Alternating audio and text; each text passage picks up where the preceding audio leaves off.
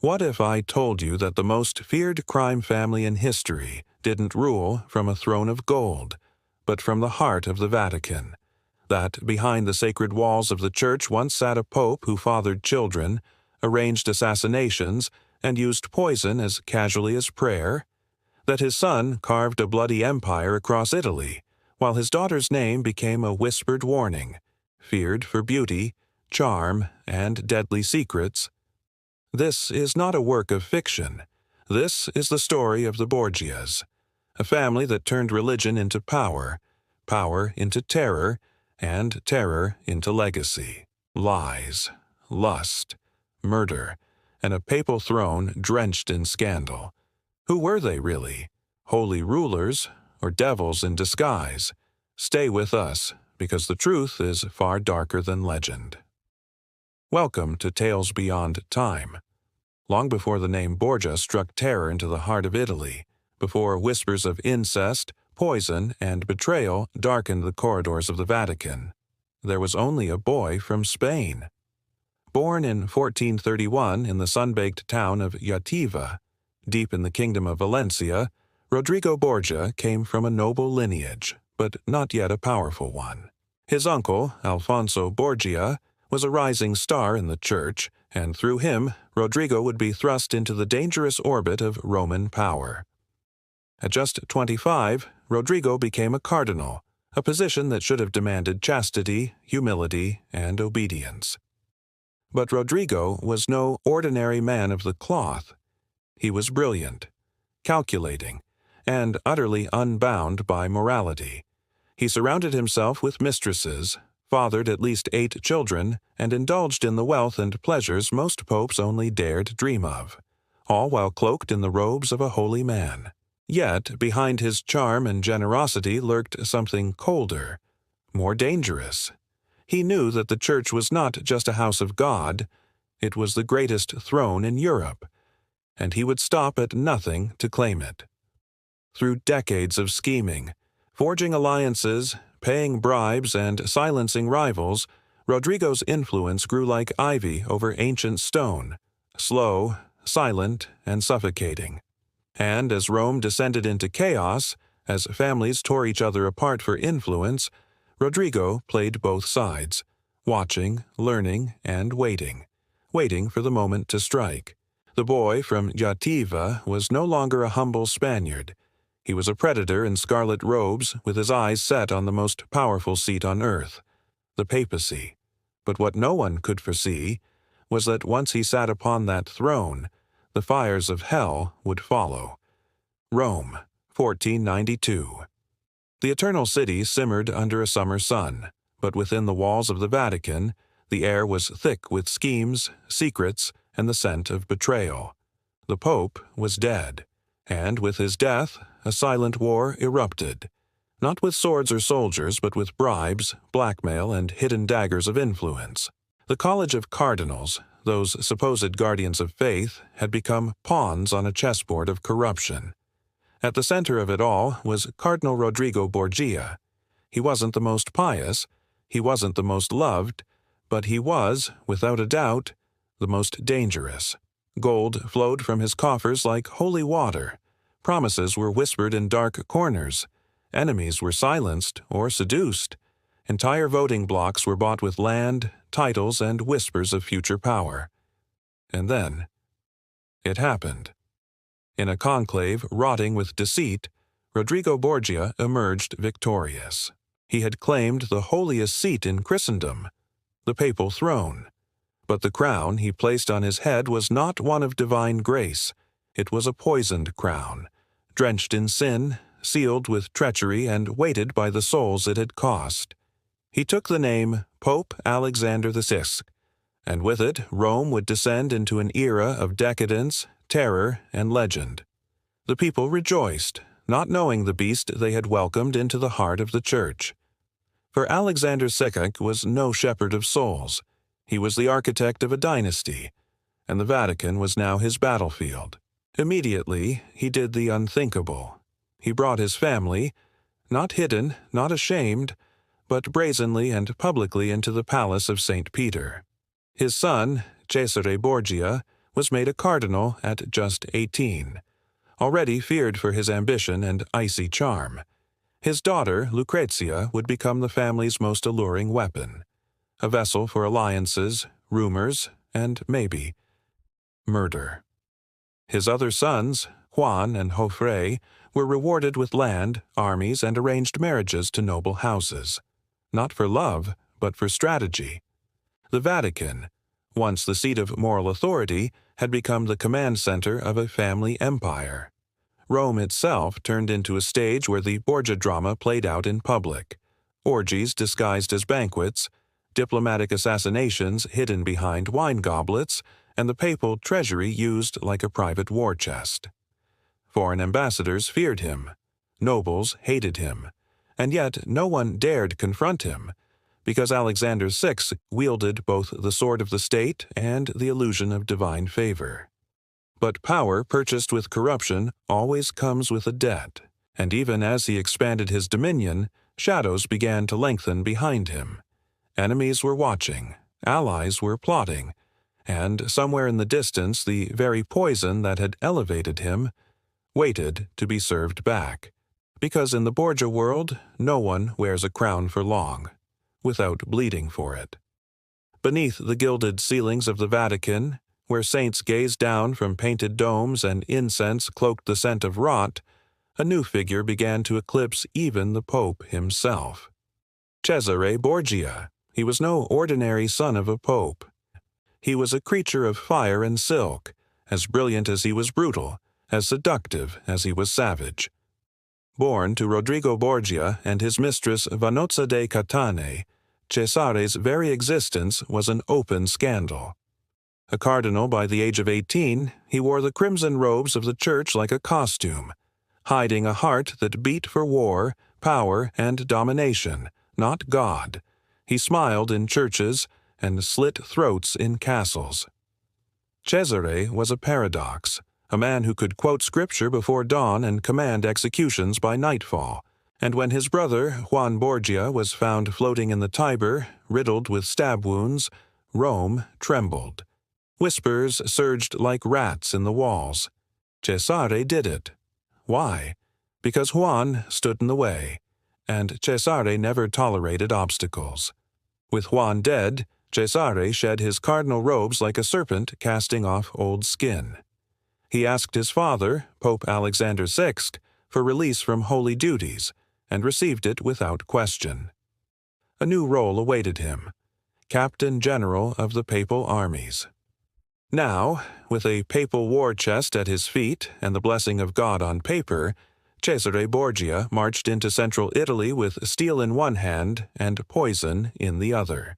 He conquered cities with terrifying precision: Imola, Forlì, Pesaro, Faenza, each one falling like dominoes beneath his ruthless will. But he didn't just fight battles, he fought minds. Cesare mastered the art of psychological warfare. He invited enemies to dinner, then had them strangled as dessert was served. He forged alliances with noble houses, only to destroy them once their usefulness faded. He had no loyalties, no mercy, only vision. A vision to carve out a Borgia kingdom in Italy, a state ruled by fear, bound by loyalty to him alone, and protected by shadow and silence. His personal symbol? A black bull, snorting, charging, unstoppable. Even Niccolò Machiavelli, the father of political philosophy, watched Cesare in awe. He followed him during his campaigns and later wrote in The Prince, "If anyone was made by fortune and forced to be a ruler, it was Cesare. He was feared more than loved, and rightly so." But what Machiavelli didn't he say, what even he may have feared to admit, was that Cesare's power came not just from armies, but from fear itself. Behind the elegance and nobility was a man whispered to carry a poison ring, a thin band that held a deadly dose of cantarella, the Borgia family's infamous toxin. A touch in wine, a drop in a chalice, and an enemy would die, seemingly of fever or fate. No witnesses, no proof, only silence. Those who dined with Cesare toasted with trembling hands. He was more than a prince. He was a phantom, a shadow, a warning. Mothers told tales of him to frighten children into obedience. And yet, for all his cruelty, Cesare wasn't just a villain. He was a visionary, a creator, a force of Renaissance terror and genius combined. He rewrote the rules of power in Italy, and when he spoke, even kings leaned in. But power built on blood and betrayal has one fatal flaw. It requires the world to fear you, always. And fear, as Cesare would learn, is a flame that burns everything, even its master. She was born into a world where beauty was currency, innocence was a weapon, and love was sacrificed at the altar of politics. Lucrezia Borgia, daughter of a pope, sister to a warlord, bride to power. And yet, even now, history cannot decide who she truly was. Was she a cunning seductress, cloaked in silks and secrets, poisoning her lovers with a smile? Or was she a porcelain pawn, used, discarded, and whispered about, her fate dictated by the hands of ambitious men? In the candlelit corridors of the Vatican, where her golden hair shimmered like a halo, the truth was deliberately hidden behind layers of myth, because Lucrezia was never allowed to simply be. She was born to serve the Borgia ambition. From the moment she could walk, her future was written in ink and blood. Her father, Pope Alexander VI, and her brother, Cesare, wielded her as the perfect political tool, the golden key to unlock alliances, disarm rivals, and seal power. Her first marriage was to Giovanni Sforza, a nobleman from a powerful Milanese family. But when his value to the Borgias waned, they turned on him like wolves. They forced him to sign a confession of impotence, humiliating him publicly, then cast him aside. Giovanni fled in terror, claiming Lucrezia had been sleeping with her own father and brother, a rumor that spread like wildfire. True or not, the stain never left her name. But Lucrezia was far from finished. Her next marriage, to Alfonso of Aragon, a charming young prince, seemed to offer a glimpse of happiness. But happiness was dangerous in the Borgia world. Soon, Cesare saw Alfonso as a threat to their plans, and one night Alfonso was attacked on the steps of St. Peter's Basilica, stabbed repeatedly. He survived, barely. Lucrezia nursed him, wept for him, pleaded for his life. But it didn't matter. One night, assassins returned. They strangled him in his bed. Some say Cesare watched, others say Lucrezia knew, but could do nothing. What does it feel like to be married off like cattle, and then to have the man you may have loved murdered by your own blood? She never spoke of it publicly. She learned to smile through the pain. And yet, whispers of her vengeance began to grow. Some say she wore a ring filled with cantarella, the Borgia family's infamous poison. Others believe she hosted banquets where enemies were fed their last meal. Her third marriage, to Alfonso d'Este, Duke of Ferrara, finally pulled her away from Rome's blood-soaked drama. In Ferrara, she transformed. She became a patron of the arts, a refined duchess, a woman of culture and intellect. She supported poets, philosophers, painters, and ruled her court with grace and strength. But the ghosts followed her. She bore 8 children, most of whom died in infancy. She suffered multiple miscarriages, and when she died at just 39, some say she was exhausted not from childbirth, but from a lifetime of betrayal. To the world, she was many things: an angel, a demon, a sister, a seductress. But perhaps, above all, Lucrezia Borgia was a survivor, a woman who learned to weaponize her silence, to navigate a world run by ruthless men, and to endure the stain of a name she never chose. Behind her veil wasn't just a beautiful face. It was a soul forged in fire, a mystery that still haunts history, and a question that remains unanswered. Was Lucrezia Borgia a monster, or just its creation? Rome never sleeps. Not truly. Even in the stillness of the night, beneath the moonlit arches and shadowed basilicas, something always stirs. secrets whispered, sins buried, blood spilled quietly into the streets. But on the night of June 14, 1497, even Rome seemed to hold its breath. Juan Borgia, the Duke of Gandia, son of Pope Alexander VI, brother to Cesare and Lucrezia, had vanished. He was last seen leaving the family palace with a handful of guards, but by sunrise he was gone. His attendants had been dismissed. His horse returned riderless. His cloak lay abandoned. The Pope was struck with dread. This was no ordinary disappearance. For 3 days, Rome descended into chaos. Alexander VI wept openly, refusing food, praying at the altar with trembling hands. He ordered an investigation, demanding the truth. But deep down, he already feared it. And then the horror emerged. A fisherman came forward. He had seen something strange, something heavy dumped from the bridge of Sant'Angelo into the Tiber River, under the cloak of night. When divers were sent down, they found it. Juan's body was dragged from the depths, fully clothed, still wearing his embroidered boots and velvet doublet. But the elegance ended there. His corpse was riddled with stab wounds, at least 9 deep and vicious. His throat slashed. His body weighted with stones. His face barely recognizable. There was no robbery. His jewelry remained, his coin pouch untouched. This was not a crime of passion. This was an execution. But by whom? The city erupted with speculation. Rome's cobblestone streets pulsed with rumor like veins. Everyone had a theory. Had Juan seduced the wrong noble's wife? Had the powerful Orsini or Colonna families sought revenge? Or was it something darker, something closer to home? All eyes turned to Cesare Borgia. Jealousy had long simmered between the brothers. Juan had been their father's favorite. Awarded military honors, titles, affection.